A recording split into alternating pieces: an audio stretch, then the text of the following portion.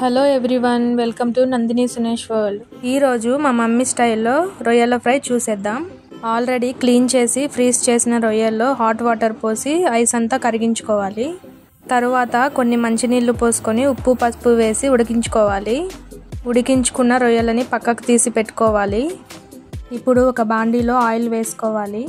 Oil heat అయిన తర్వాత అల్లం, వెల్లుల్లి, పచ్చిమిర్చి, ఉల్లిపాయ పేస్ట్ చేసి వేసుకోవాలి. ఈ పేస్ట్ అంతా పచ్చివాసన పోయేలా బాగా ఫ్రై చేసుకోవాలి.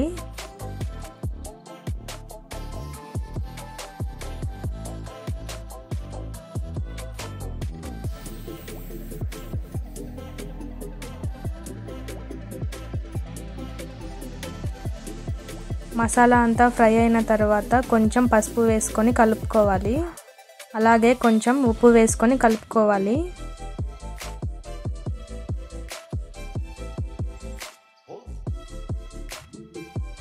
తరువాత రుచికి తగినంత కారం వేసుకోవాలి.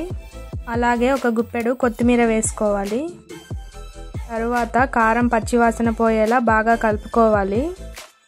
ఇప్పుడు ఆల్రెడీ ఉడికించి పెట్టుకున్న రొయ్యలను వేసుకోవాలి. ఈ మసాలా అంతా రొయ్యలకు బాగా పట్టేటట్లు కలుపుకోవాలి. ఒక 5 నిమిషాలు మూత పెట్టి వదిలేస్తే బాగా మసాలా అంతా పడుతుంది. ఫైనల్గా ధనియాల పొడి వేసుకుంటే సింపుల్ అండ్ టేస్టీ రొయ్యల ఫ్రై రెడీ అయింది. Like and subscribe. Thanks for watching.